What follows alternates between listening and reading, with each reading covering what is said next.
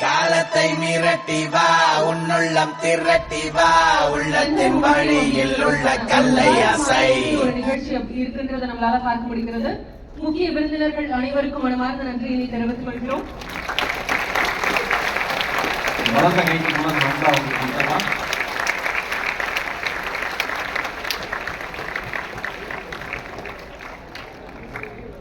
நிகழ்ச்சி தொடர்ந்து நடக்க இருக்கு. உங்களுக்கான ஆலோசகர்கள், கல்வி ஆலோசகர்கள் வந்து உங்ககிட்ட உரையாற்ற இருக்கிறாங்க. நமக்கு பல மாதிரியான யோசனைகள் இருக்கும். ஆனால் தெளிவா உங்களுக்கான பாதை அப்படின்றது இது அப்படின்றத காட்டுவதற்கான ஆசிரியர்கள் இந்த இடத்துல உங்களுக்கு இருக்காங்க. உங்களுடன் சேர்ந்து ஒரு குழு புகைப்படம் எடுத்துக்கொள்ள இருக்காங்க. அனைவரும் அவரவர்களின் இருக்கைகளில் அமரும்படி கேட்டுக்கொள்கிறோம்.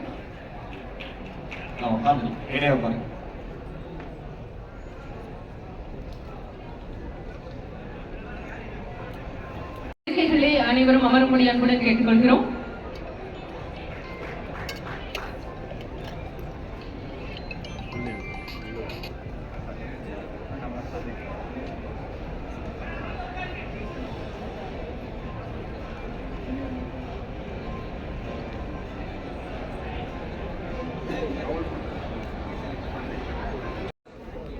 சார், மிகப்பெரிய வாய்ப்பு எலக்ட்ரானிக்ஸ் அண்ட் கம்யூனிகேஷன் எலக்ட்ரிக்கல் வருது sir. Entire world is coming to virtual digital world.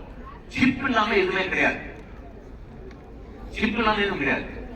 அதான் செமிகண்டக்டர் இண்டஸ்ட்ரி இஸ் பிகமிங். 2 வாரம் முன்னாடி டிசிஎஸ் வந்து 40,000 கோடி இன்வெஸ்ட்மெண்ட் இது பண்றாங்க. நம்முடைய தமிழக முதல்வர் சூப்பர் நீங்க வந்து இன்வெஸ்ட்மெண்ட் கான்ஃபரன்ஸ்ல Foxconn company is investing in semiconductors. நம்ம இதெல்லாம் படிக்கிறது இல்லையே. எதுல நம்ம படிச்சு வரும்போது எந்த துறையில வாய்ப்புகள் ஜாஸ்தி, எதுல வந்து நல்லா இருக்க போகுது, எது ஒண்ணு இல்ல. நீ நம்மளையா நீ சாயந்தரம் போய் கூகுள்ல போய் இந்தியா நீட்ஸ் போய் பார்த்து சொல்றதை வெரிஃபை பண்ணு. India needs 1.2 billion semiconductor engineers in next 4 years.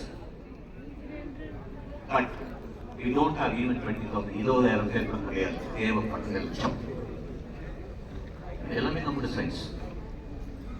கடவுள் காப்பாற்று சார். ஒரு கல்லூரியில போனா 10,000 பேர் படிக்கிறாங்கன்னா 8,500 பேர் கம்ப்யூட்டர் சயின்ஸ் சார்ந்த படிக்கிறாங்க. எங்க சார் போய் முடிவு போகுது? யோசிக்கிறதே இல்லை. எத்தனை பேர் கோடி மணி எல்லாம் நம்ம ஊர்ல அப்படிதான் ஒருத்த ஒண்ணு அப்படியே. அதுவும் இந்த பயாலஜி பசங்க திருத்தவே முடியாது. இல்ல கம்ப்யூட்டர் சயின்ஸ் கை தட்டலாம். அது பேருக்கு பாருங்க வந்து அங்கிள் எனக்கு வந்து கம்ப்யூட்டர் சயின்ஸ்னா ரொம்ப பிடிக்கும் அங்கிள். நான் ஏமா அப்படின்னு கேட்டேன். இல்ல அங்கிள் கம்ப்யூட்டர் சயின்ஸ் வாய்ப்பு நல்லா +2 என்ன பயாலஜிங்கிறா, நீ யாரை ஏமாத்துறா? என்ன தெரியல. இப்படிதான் sir electronics and communication electrical அது ஈஸி மட்டும் பட்ஜெட் கிடையாது. இனிமேல் ஃபியூச்சரே எலக்ட்ரானிக்ஸையும் கம்ப்யூட்டரையும் இன்டெகிரேட் பண்ணுவதுதான் சார் வாய்ப்பு ஜாஸ்தி. ஒரு எலக்ட்ரானிக் படிக்கிற பையன் கம்ப்யூட்டர் ஈஸி, கம்ப்யூட்டர் படிக்கிற பையன் எலக்ட்ரானிக்ஸ் இருக்கிறது கஷ்டம். நீங்க வந்து கம்ப்ளீட்டா மாறுது சார். அதுக்காக எலக்ட்ரானிக் டிவைஸ் ஆட்டோமேஷன் டூல்ஸ் வந்துச்சு, EDA அப்படின்னு வந்து போய் பாருங்க. என்ன நடக்குன்னு தெரிய மாட்டேங்குது. இப்ப நான் விட்ட வேலைக்கு போறேன்னா நான் படிச்ச டிகிரி மார்க் வச்சுட்டு வேலை கொடுக்க மாட்டாரு. அவர் எதிர்பார்க்கிற திறமை எடுத்து அந்த வேலை கொடுப்பாரு. சார் நான் படிச்சு எனக்கு வேலை கொடுங்க, அந்த காலம் மலையேறி போச்சு. என்ன தேவை அது படிச்சாதான் சார் இனிமேல் வேலை. அது யாருமே தெரிய மாட்டேங்குது. அதுக்காக தான் இந்த ப்ரோக்ராம் நான் போறோம். என்ன வாய்ப்புகள் வரப்போகுது? Semiconductor industry is going to boom. இல்ல நீ கம்ப்யூட்டர் சயின்ஸ் எடுக்கிறியா, படி ஹை பெர்ஃபார்மன்ஸ் கம்ப்யூட்டிங் படி, ஹை த்ரூஅவுட் கம்ப்யூட்டிங் படி, யூபிக்விட்டஸ் கம்ப்யூட்டிங் மெத்தடே மாறுது சார். இந்த ஜாவா தெரியும், பைத்தான் தெரியும், 10,000 பேர் இருக்கா. கஷ்டமா இருக்குதா? அவரை வேலை கிடைக்கலன்னா அப்புறம் வந்து லீவ்ஸ் போவீங்க. இல்ல உண்மைதான். இன்ஜினியரிங் படி வாய்ப்பு இருக்கு, திறமையை வளர்த்துக்கோ. If you're not updating, you will be outdated. எனக்கு 52 வயசு ஆகுது சார், இன்னும் படிச்சுட்டு இருக்கேன். If you stop learning, you stop growing. இனிமேல் லேர்னிங் வந்து லைஃப் லாங். நான் காலேஜ் முடிச்சுட்டேன் அவ்வளவுதான் அப்படின்லாம் கிடையாது. அப்ப இன்ஜினியரிங் வாய்ப்பு நல்லாவே இருக்கு. நல்ல கல்லூரி படி, கல்லூரியை காம்ப்ரமைஸ் பண்ணாது. இருக்கிறதே சிறந்த கல்வி. அதுவும் உங்களுக்கு வந்து அரசு வந்து 7.5% வந்து அரசு ஒதுக்கீடு கொடுத்துருக்காங்க எல்லா ப்ரொஃபஷன்லயும். ஃபர்ஸ்ட் இன்ட்ரோடியூஸ் பண்ணும்போது மெடிக்கல் மட்டும் மீடியம் மட்டும் தான் கொடுத்தாங்க. நம்முடைய தமிழக அரசு வந்த பிறகு எல்லா துறையும் கொண்டு வந்துட்டாங்க. அதனால்தான் இந்த வருஷம் தமிழ்நாடு தேர்ச்சி விகிதம் அரசு பள்ளிகளில் முதல் தடவையாக 91% நுழைந்திருக்கிறது சார். இந்த இது நடந்ததே கிடையாது. கேப் பிட்வீன் பிரைவேட் ஸ்கூலுக்கும் கவர்மெண்ட் ஸ்கூலுக்கும் நேரம் ஆயிடுச்சு. காரணம் என்னன்னா அந்த 7.5% படிக்கிற மாணவர்கள் வந்து நானே நிறைய பேர் இன்டர்வியூ பண்ணும்போது நீ கூட போன புதிய தலைமுறை 4 மணிக்கு இருக்கு அதான் போது நான் இன்டர்வியூ பண்ணும்போது சொன்னாங்க ஜெயந்தி சார் 7% ஜெயந்தி சார் போய் நல்லா படிச்சுட்டு அண்ணான்னு சொல்லி இடம் கிடைக்கும் சார், ஃபீஸ் கம்மி சார். பாருங்க அந்த உத்வேகம் தான். அதுக்கு நம்முடைய தமிழக முதல்வருக்கு ஒரு பெரிய பலத்தை கைத்தறி கொடுத்தாங்க. இன்ஜினியரிங் அரசு பள்ளி மாணவர்கள் அது பெரிய விஷயம் சார். இன்ஜினியரிங் படி நல்லா படி, அரசு பள்ளியில் படிக்கிற நல்ல ஓரளவுக்கு மார்க் பண்ணாலும் உனக்கு வந்து ஒரு அரசு ஒதுக்கீடு இருக்கு. நல்ல பள்ளியில் படிக்கும் போது ஆட்டோமேட்டிக்கா நீங்க நிறைய கத்துக்கலாம். ஏன்னா நம்ம படிக்கிறது அம்மா அப்பா தான் சார். அம்மா அப்பா தெய்வம் சார். அதுவும் பாரதி பாஸ்கர் பேசினாங்க. அதுதான் வேர்ல்டு ஃபேமிலி நேம் வந்து பாத்தியா, FAMILY. அது ஃபுல் ஃபார்ம் என்ன? Father and mother I love you. அதுதான் ஃபேமிலி வேர்டே வந்து. எவ்வளவு நம்பிக்கை கொடுத்துருக்காங்க பாருங்க அம்மா அப்பா. தயவுசெய்து நல்லா படி, இன்ஜினியரிங் படி, நல்ல கல்வியில் படி. ECE, EEE, mechanical, computer science, major group எடுத்தோடனே நேரோ டவுன் பண்ணாது சார். நான் ஆட்டோமொபைல் படிக்கிறேன், ப்ரொடக்ஷன் படிக்கிறேன், அதெல்லாம் படிக்கிறதோட மேஜர் குரூப் பண்ணும். கம்ப்யூட்டர் ஸ்கில்ல கற்றுக்கும், நல்ல கல்லூரியை தேர்ந்தெடு. அடுத்தது மெடிக்கல். அரசு பள்ளி மாணவர்களுக்கு நீட் எக்ஸாம் எழுது. மற்ற தனியார் பள்ளிக்கும் அரசு பள்ளி மாணவர்களுக்கு அட்லீஸ்ட் 100-150 மார்க் வித்தியாசம் வருது. ஒரு பெரிய அட்வான்டேஜ். பட் மெடிக்கல் யார் படிக்கலாம்னா 2 பேர் படிக்கலாம் நம்ம நாட்டில். ஒன்று வந்து சொல்லியோன்னு அறிவிக்கணும், இல்லை பாப்பட்ட பெரிய பெரிய பண்ணணும். நடுவில் இருந்து காலி. அப்போ நீ வந்து ஒரு அரசு பள்ளியில் படிக்கிறேன்னா அட்லீஸ்ட் நீட்ல வந்து ஓசியா இருந்தேன்னா ஒரு 450 மார்க் மேல வாங்க. பிசியா இருந்தா அவ்வளவு மார்க் வாங்க முடியும். விடா முயற்சி சார். ஏன்னா மருத்துவத்தில் என்ன வாய்ப்பு நல்லா இருக்கு. மருத்துவம் இல்லையா பிடிஎஸ் அவ்வளவா சஜஸ்ட் பண்ண மாட்டாங்க. பல் மருத்துவன்றது WHO படி world health organisation we have 2.5 more dental doctors than India needs. அதெல்லாம் இன்ஜினியரிங் தான் வரலாம். அது இல்லை அப்படின்னா நெக்ஸ்ட் மிகப்பெரிய வாய்ப்பு வருது மீன்வளத்துறை sir, fisheries science. World food council என்ன சொல்லுது, இந்தியாவில் வந்து கடல் சார்ந்த உணவுகள், கடல் சார்ந்த உற்பத்தி வந்து 36% உட்கொள்ள போயிடுது. மட்டன் சாப்பிட்டா கொலஸ்ட்ரால் ப்ராப்ளம், சிக்கன் பார்த்த சைட் ஹியூஜ் டெவலப்மெண்ட். அரசு வேலைகளுக்கும் கிடைக்குது ஃபிஷரிஸ். பட் ஃபிஷரிஸ்க்கு வந்து அப்ளிகேஷன் வந்து அக்ரிகல்ச்சர் யூனிவர்சிட்டியோட சேர்த்து கொடுக்குறாங்க. நிறைய பேருக்கு தெரிய மாட்டேங்குது. இந்த வருஷம் கூட இப்ப நேற்று வந்திருக்கு. ஸோ நீ ஃபிஷரிஸ் மீன்வளத்துறைக்கு அப்ளை பண்ணி தூத்துக்குடியில இருக்கு, சென்னையிலேயே ஆரம்பிச்சிட்டாங்க அரசு. அப்ளிகேஷன் போடும்போது அக்ரி அப்ளிகேஷனோட நீங்க ஃபிஷரிஸும் அப்ளை பண்ண நிறைய பேர் தெரியும். எனக்கு எல்லா அப்ளிகேஷன் முடிய பிறகு பையன் போன் பண்றான், போன வருஷம் நான் மீன்வளத்துறை போகணும், நீங்க ஸ்கூல்ல படிச்சு அக்ரிக்கு அப்ளிகேஷன் போட்டியா? இல்ல சார் அக்ரிக்கு தான் வந்தது. அது அக்ரியில மீன்வளத்துறை தெரியல. இன்னைக்கு கூட பேப்பர்ல வந்து பேப்பரே படிக்கிறது இல்லையே. அப்ப மீன்வளத்துறையில படி, வாய்ப்பு நல்லாவே இருக்கு. அதுவும் பெண்களுக்கு முன்னுரிமை கொடுக்குறாங்க. அது இல்லையா கால்நடை மருத்துவம், இதுக்கும் நல்லா இருக்கு. இன்னொன்னு வந்து ஒரு இம்பார்ட்டன்ட் சார், மார்க் கம்மி சார், இதெல்லாம் மார்க் வேணும், ஏதோ வாங்கிட்டேன், எனக்கு வழி சொல்லுங்க சார், நல்லா சம்பாதிக்கணும், எனக்கு பயாலஜி மேல இன்ட்ரெஸ்ட். நிறைய பேருக்கு தெரியாது. ஒரு மைக்ரோ பயாலஜி லைஃப் சயின்சஸ் கோர்ஸ்னா அது படிச்சுட்டு MSc கிளினிக்கல் எம்ப்ராய்டரி அப்படின்னு ஒரு கோர்ஸ் இருக்கு. இப்போ நான் ஒரு ரிசர்ச் ஒன்று படித்தேன், MSc கிளினிக்கல் எம்ப்ராய்டரி. ஏன் தெரியுமா? அந்த டெஸ்ட் பேபி இது பண்றது, இது MBBS படிக்கணும் கிடையாது, clinical embroidery life science. WHO என்ன சொல்றதுன்னா சோஷியல் சேஞ்ச். இப்பெல்லாம் வந்து லேட் மேரேஜ். நான்லாம் வரும்போது என் வைஃபுக்கு 21 வயசு கூட ஆகல, பிகாம் படிச்சிருக்கேன், 20 வயசுல கல்யாணம் பண்ணி விட்டாங்க. இப்போ 25 வயசுல நடக்குது. பட் இப்போ 25 வயசுல கல்யாணம் பண்ணி சொன்னா மூணுங்கிறாங்க. லேட் மேரேஜ் ஆகும்போது சைல்டுடைய இது வந்து பாதிக்குது.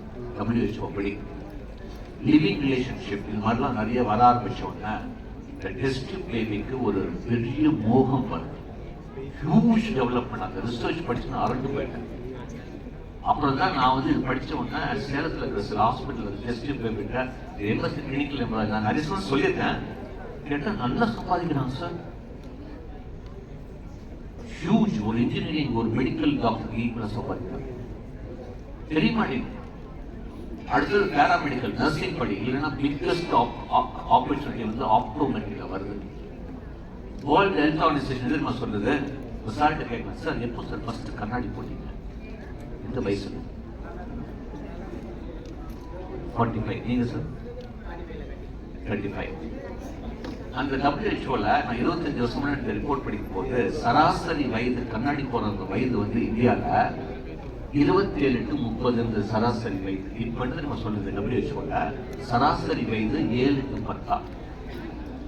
ஏன்னா உண்மைதான் சார். நீ காலையில ஹோட்டல்ல டிஃபன் சாப்பிட்டா பக்கத்தால ஒரு டேபிள்ல ஒரு அம்மா வந்து இந்த 4 மாசம் குழந்தைக்கு கார்ட்டூன் காமிச்சிட்டு இட்லி அது கண்ணு வழி வர எல்கேஜி கிளாஸ் ஆன்லைன்ல நடக்குது தெரியுமா? போய் லென்ஸ் கார்ட்ல போய் ஒரு ஆப்டோமெட்ரிஸ்ட் எவ்வளவு சம்பளம் கேளு, 37,000 ரூபாய் கொடுக்குறாங்க. யூனிஃபார்ம் பிசியோதெரபி படிச்சா 12,000 ரூபாய். ஏன் சார் போகக்கூடாது? எங்க வாய்ப்பு இருக்கு? சாமியா தான் இப்ப பார்த்து லென்ஸ் கார்ட்டும் அவங்களும் எல்லாம் எவ்வளவு டெவலப் பண்ணிட்டு இருக்காங்க. கான்டாக்ட் லென்ஸ்ல வந்து பைஃபோக்கல் வர ஆரம்பிச்சு ரிசர்ச். நம்ம எதுவுமே படிக்கிறது, அதனால தான் நம்ம சரியான முடிவு எடுக்கிறது இல்லை, சரியான இன்ஃபர்மேஷன் வரதில்லை. ஆப்டோமெட்ரி படிக்கலாம், அடுத்தது வந்து அங்கேயும் வந்து படிக்கலாம், பெரிய கல்லூரியில் கிடைச்சா படிக்கலாம். மேஜர் வந்து இந்த பயாலஜி ஸ்டூடெண்ட். அடுத்தது நேச்சுரோபதி படிக்கலாம், சித்தா ஹோமியோபதி. நேச்சுரோபதிக்கு நீட் கிடையாது, அரசு ஒதுக்குது. ஏன்னா இந்த கோவிடுக்கு அப்புறம் மக்களிடையே விழிப்புணர்ச்சி ஜாஸ்தி ஆயிடுச்சு, இம்யூனிட்டி ஜாஸ்தியா இருக்கணும், ஹெல்த்தியா சாப்பிடணும், தொப்பையை குறைக்கணும் அப்படின்னு. ஸோ இதுக்கு ஒரு வாய்ப்பு இருக்கு. Next commerce. ஏன்னா அதுக்கப்புறம் நிறைய பேர் நம்மளுடைய யூனிவர்சிட்டியோட துணைவேந்தர், நிறைய பேர் மெடிக்கல் யூனிவர்சிட்டி பெரியமெல்லாம் பேச போறாங்க. பட் ஜென்ரலா உங்களுக்கு வந்து ஒரு அவுட்லைன் கொடுங்க, ஏன்னா அதுக்கப்புறம் உங்களுக்கு ஈஸியா இருக்கும் அவங்க சொல்றது. காமர்ஸ் ஸ்டூடெண்ட்ஸ் எங்க இந்த காமர்ஸ் கேட்டுங்க. ஏன்னா என் பையன் வந்து காமர்ஸ் படிச்சான், என் பொண்ணு வந்து இன்ஜினியரிங் படிச்சா. இன்னைக்கு வந்து என் பையன் வந்து காமர்ஸ் படிச்சுட்டு 26 வயசாயிருது. இன்னைக்கு உலகத்திலேயே 3வது அதிகம் சம்பளம் வாங்கக்கூடிய ஒரு மாணவன் பையனா இருக்கான். அவன் வந்து CIBCல ஹெட்டா இருக்கான். 8.5 கோடி ரூபாய் சம்பளம். ஊருக்கே சொல்லும்போது எவ்வளவு சொல்லி கொடுத்துருக்காங்க. அவன் இந்த வயசுல CIBC பேங்க்ல அவ்வளவு பெரிய காரணம் என்ன? நிறைய பேர் கேட்பாங்க, சோசியல் மீடியா பார்த்துட்டு உங்க பையன் எப்படி சார் வந்தார் அப்படின்னு. சார் திறமை இருந்தா நீயும் வரலாம் சார். பிகாமோ பிபிஓ எக்கனாமிக்ஸ் படிக்கும் போது ஃபர்ஸ்ட் ஃபின்டெக் அப்படின்னு ஒரு டெக்னாலஜி, ஃபினான்ஷியல் டெக்னாலஜி ஆன்லைன்ல நிறைய கோர்ஸ் இருக்கு, அது கத்துப்போம். என் பையன் பண்ணதை நான் சொல்றேன். அடுத்தது இன்வெஸ்ட்மெண்ட் பேங்கிங், அதுக்கப்புறம் வந்து பிளாக் செயின் பத்தி கத்துப்போம்.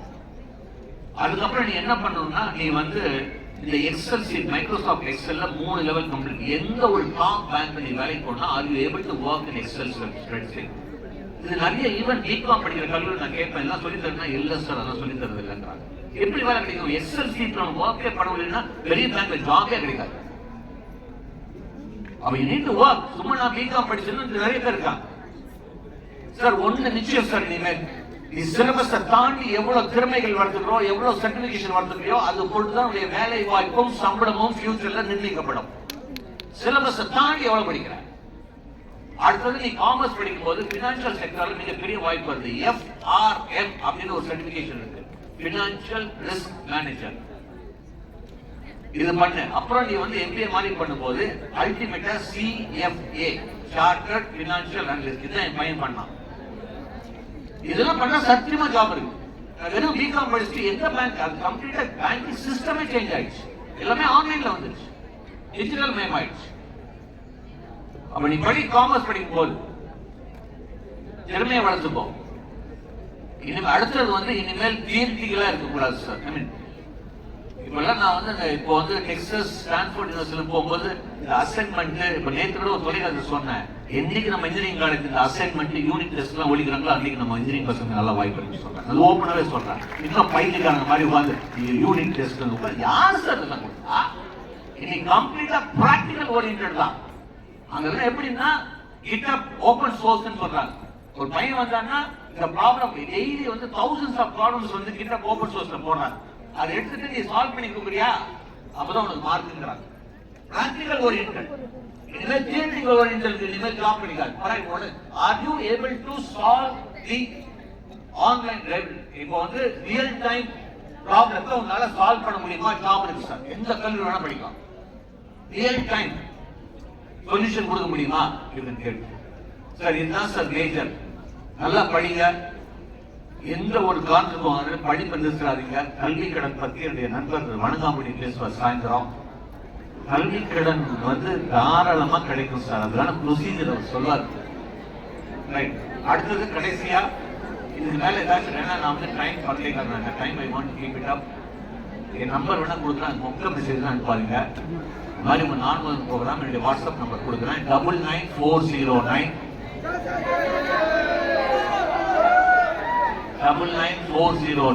25454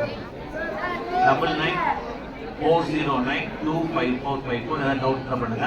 ஒரு பெரிய கை கட்டல் இங்க இருக்கிற ஸ்கில் டெவலப்மெண்ட் தமிழக அரசு அதிகாரிகளுக்கு மிகப்பெரிய கட்டல் கொடுத்தாங்க. நான் முதல் ப்ரோக்ராம் இன்னும் வளரணும். பல முறை வாழ்த்துக்கள். Wish you all the very best. God bless you. Thank you very much.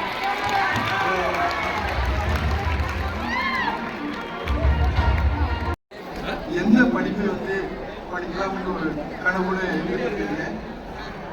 அந்த கனவை நனவாக்குறதுக்காக டாக்டர் எம்ஜிஆர் மருத்துவமனை சார்பாக மருத்துவத்தில் என்ன பட்ட படிப்புகள் இருக்கிறது என்பதை சொல்ல உங்களுக்கு கடமைப்பட்டிருக்கிறேன்.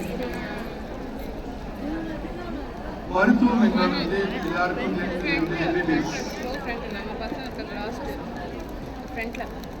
எம்பிபிஎஸ். அந்த எப்படி என்னென்ன வகையில் நம்ம அந்த மருத்துவம் மற்றும் மருத்துவம் சார்ந்த கோர்ஸ்களை படிக்கலாங்கிறது முதல்ல என்ன வகைகள் இருக்கு, இந்த மாதிரி நம்ம சேர்வதற்குரிய என்ன வழிமுறைகள் இருக்கு அப்படின்னு பார்க்கலாம். ஒன்று இது நம்ம நீட் பயிற்சி பெற்று அது மதிப்பெண்களுடைய பெற்று அதனுடைய சார்பாக சில இதில் படிக்கலாம். ரெண்டாவது நீட் பயிற்சி பெற்று மதிப்பெண் பெறாது +2 மதிப்பெண் மட்டும் பெற்று அது எப்படி எவ்வாறுலாம் பண்ணலான்றது 2 வழி இருக்கு. முதலாவது நம்ம நீட் பயிற்சியில் பெற்று மதிப்பெண் பெற்றவங்களுக்கு மருத்துவம்னா நான் சொன்ன மாதிரி நீங்க அந்த எம்பிபிஎஸ்னா நீங்க 4.5 வருஷம் படிக்கணும், 1 வருஷம் ட்ரைனிங் இருக்குது. அது மொத்தம் 5.5 வருஷம் படிக்கணும். 5.5 வருஷத்துல நம்மளுடைய அரசின் சார்பாக நம்முடைய தமிழகத்தில் 36 மருத்துவர்கள் நிறுவப்பட்டிருக்கிறது. தனியார் மருத்துவமனை 21 மருத்துவமனை மருத்துவம் எம்பிபிஎஸ் பட்டப்படிப்பு நடத்தப்பட்டிருக்கிறது.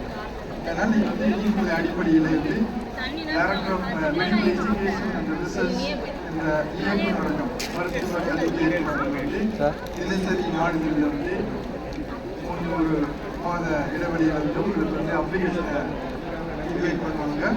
அப்போ இந்த அப்ளிகேஷனை பார்த்து நீங்கள் போட்டு எந்த கல்வியை நீங்கள் சேர வேண்டும் என்பதை நீங்கள் அதை பூர்த்தி செய்து அப்படின்றது உங்களுடைய கலந்து ஆலோசனை கவுன்சிலிங் முறையில் உங்களுக்கு எந்த கல்வி உங்களை மாற்றிட்டாங்கன்னா இது பண்ணிக்கலாம். அதுக்கடுத்து பிடிஎஸ் பல் மருத்துவம் இதே மாதிரி 4 வருஷம் படிக்கணும், 1 வருஷம் ட்ரைனிங். இது 5 வருஷம். எம்பிபிஎஸ் 5.5 வருஷம், இது 5 வருஷம். அடுத்து எனக்கு எம்பிபிஎஸ் இல்லாமல் அதுக்கு இணையாக ஒரு மருத்துவ படிப்பு பட்டப்படிப்பு இருக்கிறா அப்படின்னு இருக்கு. அது எல்லாரும் சொல்லுவாங்க ஆயுஷ்வாங்க.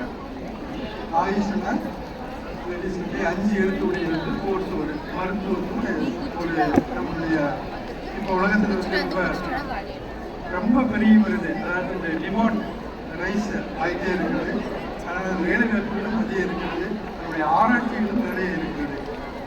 A for Ayurveda, Y for Naturopathy Yogic Science, U for Unani, S for Siddha, H for Homeopathy. இது ஆயுஷ்ன்றது 5 எழுத்துடைய 5 கோர்ஸ் இருக்குது. அந்த 5 கோர்ஸ்ல நேச்சுரோபதி இந்த யோகா சயின்ஸ் இருக்குது. அதுக்கு +2 மதிப்பு வாங்கின போதும் நீட் மதிப்பெல்லாம் தேவையில்லை.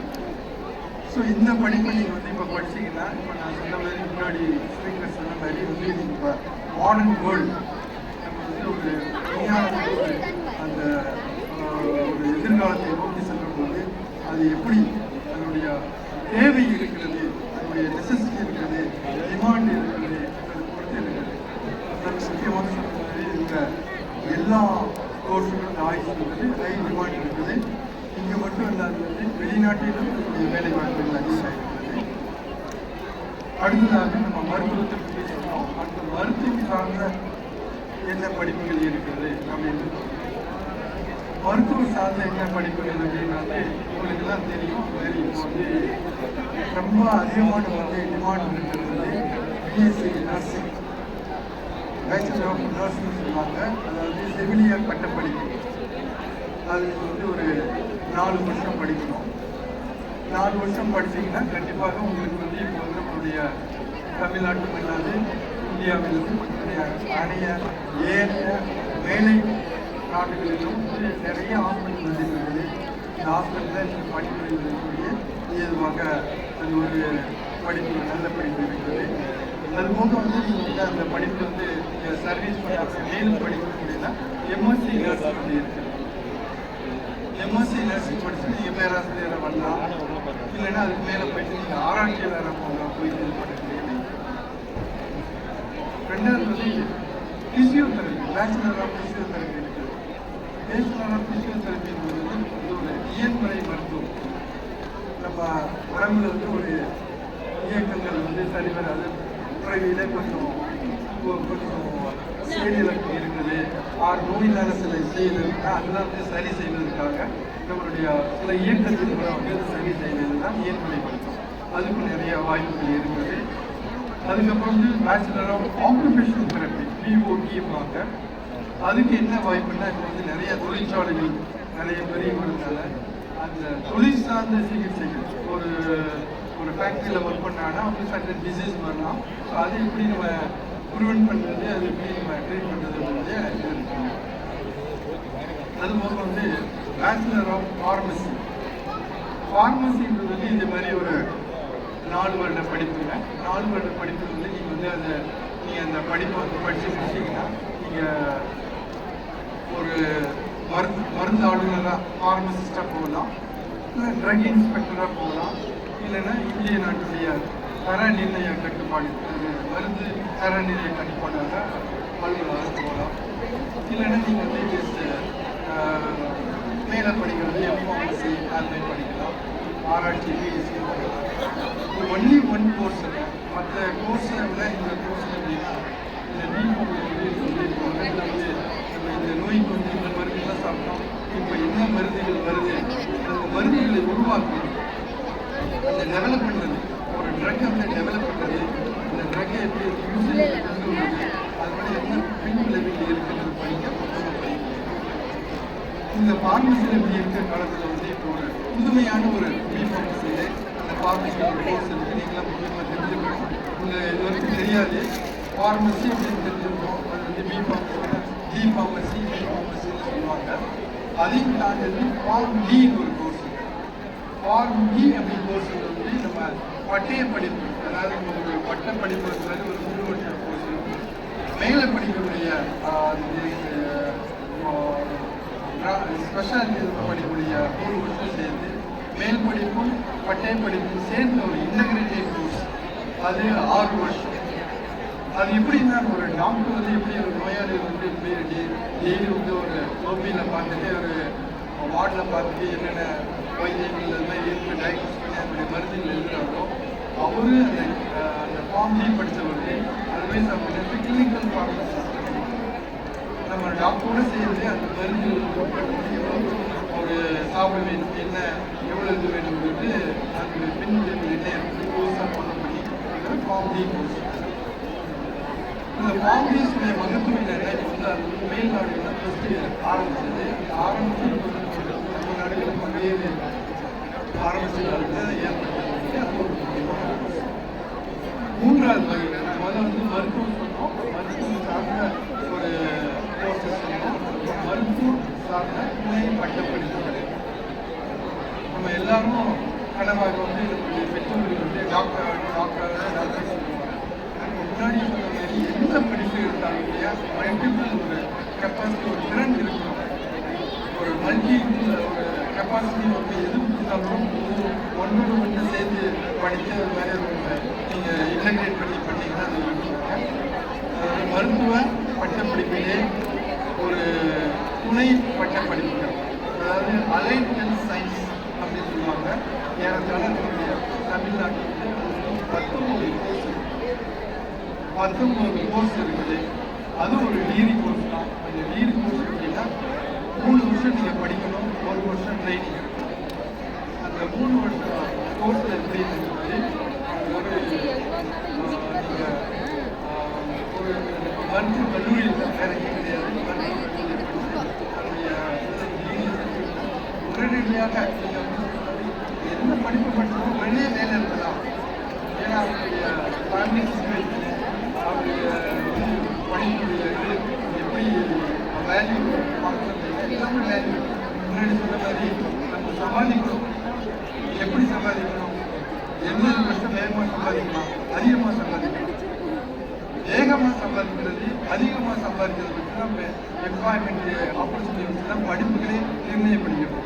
படிப்புகள் வந்து நம்ம வந்து தெரிஞ்சுக்கிற மாதிரி கம்ப்யூட்டரை எல்லா ஃபீல்டையும் தெரிஞ்சுக்கிற மாதிரி, அது மெடிக்கலாக இருந்தது, அது வந்து இன்ஜினியர் இருக்கட்டும், ஒரு அக்ரிகல்ச்சர் இருக்கட்டும், எல்லாத்துலேயும் கம்ப்யூட்டர் தெரிஞ்ச மாதிரி ஒரு ஆர்டிஃபிஷியல் இன்டெலிஜென்ஸ் என்று ஒரு டிபார்ட்மெண்ட் இருக்குது. அதை நீங்கள் எல்லா துறையிலும் பயன்படுத்தினீங்கன்னா கண்டிப்பாக அது கிடைக்கும்னு சொல்லியிருக்காங்க. அது போக நீங்கள் வந்து 4 சப்ஜெக்ட்ஸ், அதாவது இதனுடைய ஒரு பர்டிகுலர் துறையில் வந்து நீங்கள் நின்றுட்டு மற்ற எல்லாம் தெரிஞ்சுக்கிட்டாலும் அது ஒரு இதாக இருக்கும். அது முதலாவது வந்து நீங்கள் வந்து தெரிஞ்சுக்கிட்டு bachelor of operation theatre and anaesthesia technology சொல்லுவாங்க. ஸோ அந்த கோர்ஸில் வந்து நீங்கள் எப்படின்னா ஒரு டாக்டர் வந்து நம்மளுடைய உள்ளே போயிட்டு ஒரு நோயாளி வந்து அறுவை சிகிச்சைக்குள்ள ஆப்ரேஷன் தியேட்டரில் வந்து சர்ஜரி பண்ணிட்டு இருக்கும்போது நம்ம இப்போ இருக்க மாடர்ன் டெக்னாலஜி கூட நிறைய நம்மளுடைய எக்யூப்மெண்ட்ஸு உபகரணங்கள் நிறைய இருக்குது. அது வந்து ஆப்ரேஷன் செய்கிறதுக்கு முன்னாடி இவர் தயார் பண்ணி அந்த ஆப்ரேஷன் செய்கிற போது அவங்களுக்கு வந்து மருத்துவருக்கு உதவியான அந்த உபகரணத்தை எடுத்து தருவது, அந்த இயந்திரங்களை வந்து நம்ம வந்து இயக்கி அவங்களுடைய சரிவர சர்ஜரி பண்ணுறது உறுதியாக operation theatre and anaesthesia technology அந்த மயக்க மருந்து சமயத்தில் இந்த உபகரணம் யூஸ் பண்ணுறது. அடுத்து வந்து bachelor of emergency and accident and emergency technology, bachelor of accident and emergency technology. இது வந்து தெரிய போகிறது நம்மளுடைய விபத்துகள் வந்து நம்ம அதிகமாக காணப்படுகிறது. அந்த விபத்துகள் வந்து அடிபட்டு வந்தவர்களுக்கு வந்து உடனடியாக நம்ம வந்து மருத்துவர்கள் சொல்ல முடியும். மருத்துவர்கள் முன்னாடி உடனடியாக வந்து எப்படி நம்ம வந்து செயல்படுத்தணும், அது எவ்வாறு அது வந்து நம்ம வந்து ஒரு இடுப்பு வலி எலும்பு உடனே சொன்னால் அது எப்படி போகுது, அது இதுக்கு ஆஸ்பத்திரி கொண்டு வருது, ஆஸ்பத்திரி வந்து எப்படி நம்ம அதை ப்ரிப்பேர் பண்ணி தேட்டர் சரி பண்ண முடியும்னா இந்த ஆபத்தில் இருந்து எமர்ஜென்சியாக பண்ண முடியும். அதுக்கப்புறம் இந்த பேச்சுலர் ஆஃப் கிரிட்டிக்கல் கேர் பண்ணுறாங்க. கிரிட்டிக்கல் கேர்னா நம்ம எல்லா ஹாஸ்பிட்டலையும் பார்த்தோம்னா ஒரு தீவிர சிகிச்சை பிரிவுன்னு சொல்லுவோம், ஐசியூ. இப்போ நம்ம வந்து நம்மளுடைய தாத்தாவோ பாட்டியோ கூட திடீர்னு நல்லா இருப்பாங்க, நல்லா இருக்கும்போது திடீர்னு ஒரு மாதிரி ரொம்ப சிக்காயிடுவாங்க. ஸோ அவங்கள வந்து தீவிர சிகிச்சை பிரிவில் இருப்பாங்க. அந்த தீவிர சிகிச்சை பிரிவில் எவ்வாறு நம்ம ட்ரீட்மெண்ட் கொடுக்கணும், ஆரம்பத்தில் எப்படி கொடுக்கணும்னா இந்த பிஎஸ்சி கிரிட்டிக்கல் கேர். அடுத்து வந்து bachelor of the radiographer imaging technology. Bachelor of radiographer imaging technology வந்து நம்ம எல்லாருக்கும் தெரியும். ஒரு நோயாளி ஒரு டாக்டர் போயிட்டுனா டாக்டர் வந்து பார்த்துட்டு சில ஒரு டயக்னோஸ் பண்ணிட்டு அவருக்கு ஒரு டெஸ்ட் எடுத்துருவாங்க, எக்ஸ்ரே எடுத்துருவாங்க, சிடி ஸ்கேன் எடுத்துருவாங்க, எம்ஆர்ஐ எடுத்துருவாங்க சொல்லுவாங்க. இந்த சிடி ஸ்கேன் எம்ஆர்ஐ எடுக்கிறதுக்கு எப்படி நம்ம அதை வந்து டாக்டர் வந்து என்ன மாதிரி எந்த வியூவில் எடுக்க சொல்கிறாரு, ஹெட்டில் எடுக்க சொல்கிறாரா, பாடியில் எடுக்க சொல்கிறாரா, எந்த எடுக்க சொல்கிறது, அதை ப்ராப்பராக நம்ம எடுத்து அந்த ரிப்போர்ட்டை எடுத்து இப்போ டாக்டர் கொடுக்குற படிப்பு தான் bachelor of radiography and imaging. அப்புறம் வந்து பேச்சுலர் ஆஃப் ரேடியோ தெரப்பி. உங்களுக்கு தெரியுமா தெரியாது, பேச்சுலர் ரேடியோ தெரப்பின்றது வந்து அதாவது நம்ம வந்து எல்லாருக்கும் தெரிஞ்சிருக்கும் புற்றுநோய். நம்ம வந்து நல்ல ஒரு அவேர்னஸ் வந்து அது எப்படி நம்ம குடும்பத்தில் ஒரு வந்து அந்த புற்றுநோய் வந்து எப்படி வந்து குணப்படுத்துறது அப்படின்னு ஒரு பேச்சுலர் ஆஃப் ரேடியோ தெரப்பி.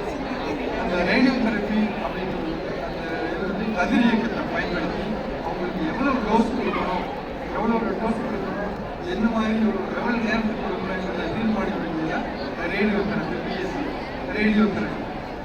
அதுக்கப்புறம் வந்து பேச்சுலர் ஆஃப் நியூக்ளியர் மெடிசன், அதாவது நம்ம வந்து கதிரியக்கத்தை பற்றி நம்ம வந்து எப்படி அவங்களை வந்து புற்றுநோயை குணப்படுத்துறது அப்படின்னு பார்த்துருக்கோம். இப்போ வந்து அந்த அணுக்களை வச்சு எப்படி வந்து ஒரு புற்றுநோயை குணப்படுத்துறது, மற்றபடி இந்த அணுக்களை வச்சு எப்படி டயக்னோஸ் பண்ணுறது அப்படின்றது தான் பேச்சுலர் ஆஃப் நியூக்ளியர் மெடிசன் கோர்ஸுங்க. அப்புறம் வந்து பேச்சுலர் ஆஃப் டயாலிசிஸ் டெக்னாலஜி.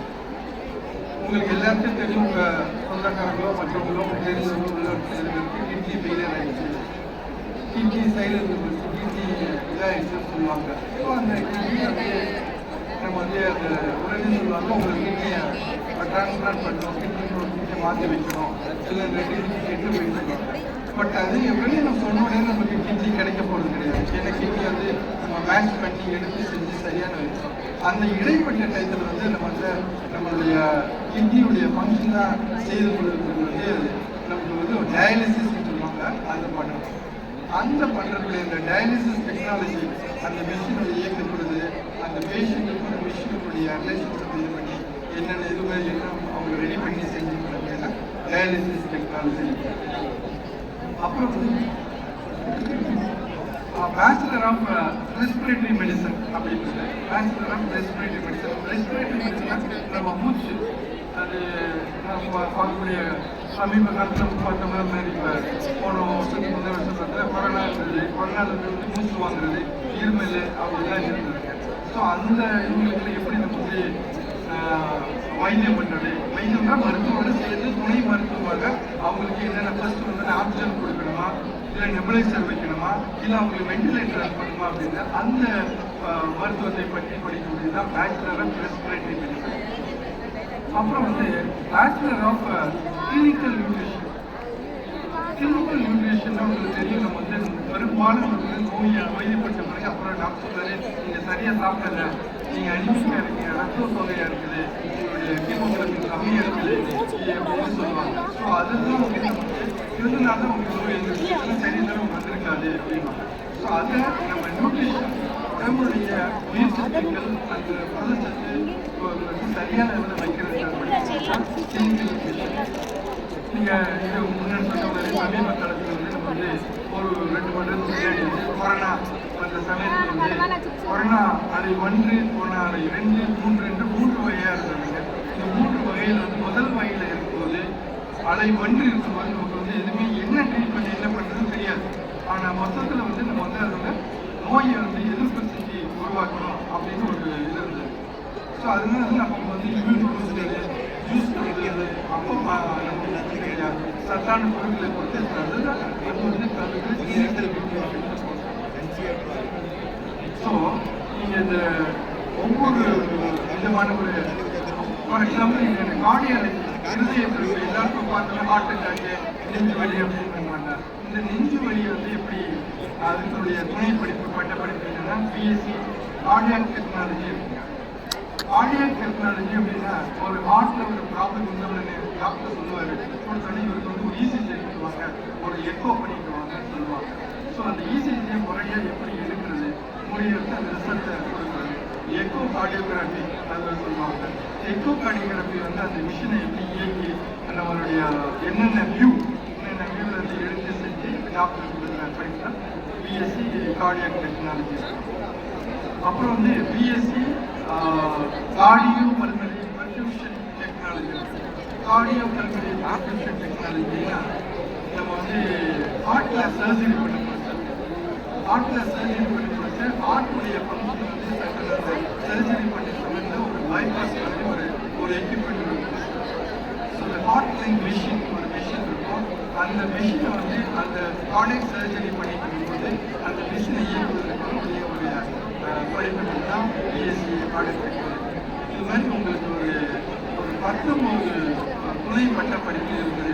இதில் நீங்கள் வந்து சொன்ன மாதிரி வந்து எம்பிபிஎஸ் கிடைக்கலன்னா பரவாயில்லைங்க, இந்த துணை பட்ட படிப்பில் படித்து நீங்கள் மேலும் அந்த கம்ப்யூட்டர் சயின்ஸ், ஆர்டிஃபிஷியல் இன்டெலிஜென்ஸ் இதெல்லாம் பண்ணீங்கன்னா கண்டிப்பாக நீங்கள் வந்து ஒரு எம்பிபிஎஸ் படித்து உங்களுடைய கிடைக்கக்கூடிய உங்களுடைய வருமானத்தை வந்து அதை விட ஜாஸ்தியாக கிடைக்கிறதுக்கு நிறைய வாய்ப்புகள் இருக்குது.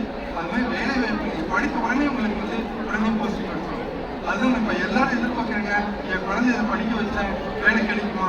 உடனே வேலை கிடைச்சிடும். அவர் வேலை கிடைச்ச உடனே அவருக்கு அப்பா அம்மாவுக்கு பரவாயில்ல, நம்ம இது வரைக்கும் ஒரு படிக்க வச்சோம், பரவாயில்ல கொஞ்சம் உடனே நம்ம முடியல. இல்லைன்னா அவர் படிப்பு படிச்சுட்டு 2 வருஷம் வீட்டில் இருந்துக்கிட்டு என்ன படிச்சு பண்ண முடியும் இல்லையே, என்ன எப்போ வேலைக்கு போறேன், என்ன பண்ண போறேன்னு சொல்லி இருந்தேன்னா அவரோட பெற்றோர்களுக்கு ரொம்ப கஷ்டமா இருக்கும், சூழலுக்கு என்ன கஷ்டமா இருக்கும்.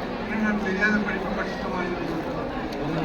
ஆகவே இந்த மாதிரி இந்த முக்கியமா துணை பட்ட படிப்புகள், மருத்துவம் சார்ந்த துணை பட்ட படிப்புகள் நீங்க கண்டிப்பாக எல்லா கோர்ஸுமே அதுக்கு நல்ல வேல்யூ தான். இந்த கோர்ஸ் அந்த கோர்ஸ் கிடையாது, அது எல்லா கோர்ஸுமே பர்டிகுலர் கோர்ஸ் தான் இருக்கு. இன்னொரு முக்கியமான சொல்றது physician assistant, bachelor of physician assistant சொல்லுவாங்க.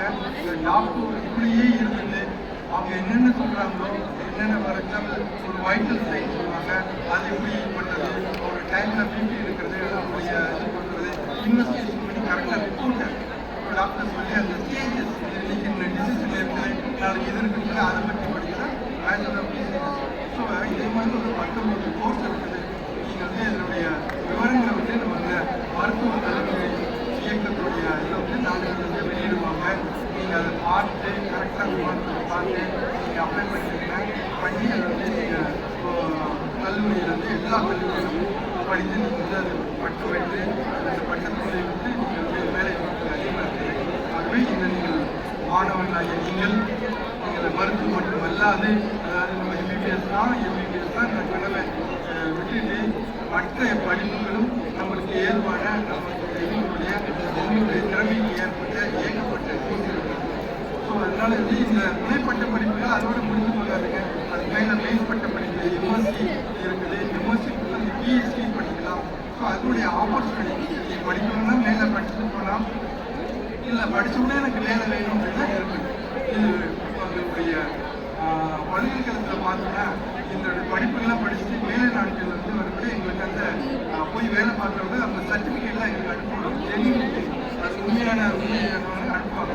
அப்போ தான் பார்ப்போம் இந்த நாட்டிலேருந்து நமக்கு வந்துருக்குது, இவங்கெல்லாம் நம்மளுடைய இந்த பல்கலைக்கழகத்தை படித்தவங்க இந்த இடத்துல எல்லாம் வேலை பார்க்குறாங்கன்னு தெரியும். அதனால் நீங்கள் மாணவ செல்வங்களே, நீங்கள் இந்த ஒரு முறையாக இது நீங்கள் பார்த்து இதை படித்தீங்கன்னா ரொம்ப பயனுள்ளதாக இருக்குது. நான் எங்களுடைய இந்த விளைவுகளை நன்றி.